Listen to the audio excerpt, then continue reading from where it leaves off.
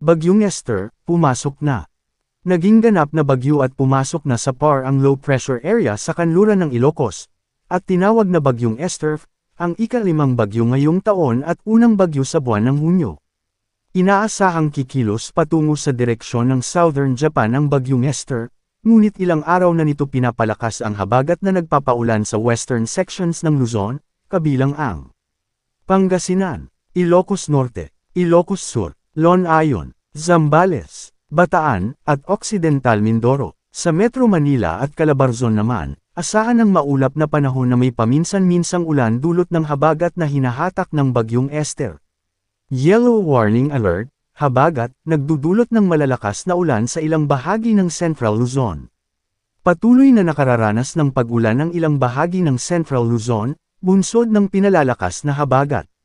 Sa pinakahuling rainfall warning ng PAGASA, napasailalim sa yellow warning ang mga lalawigan ng Bataan, ilang bahagi ng Zambales, Olongapo, Subic, San Antonio, Castillejos, San Marcelino, San Narciso, at ilang bahagi ng Pampanga, Porac, Florida Blanca, Masantul, Macabebe, Sasmuan, Lubao, Guagua, Santa Rita, Bacolor, Minalin. Posibleng makaranas ng pagbaha lalo na sa mga mabababang lugar at flood-prone areas habang nagpapatuloy ang mga pag-ulan.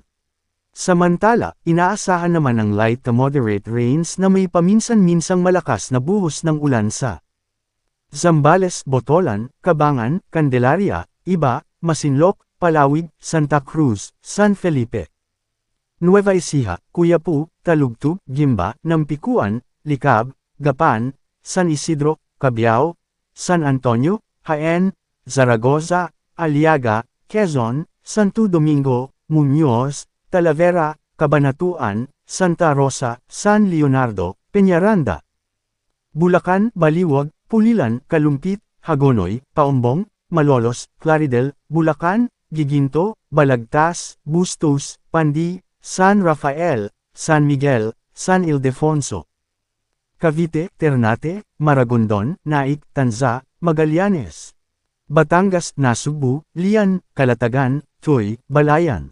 Light to moderate rains na may paminsan-minsang malakas na buhos ng ulan ay nararanasan din sa Pampanga, Apalit, San Fernando, Magalang, Mexico, San Luis, San Simon, Santa Ana, Santo Tomas, Angeles, Mabalacat, Arayat, Tarlac, Bamban, Capas, Tarlac City, La Paz, Concepcion.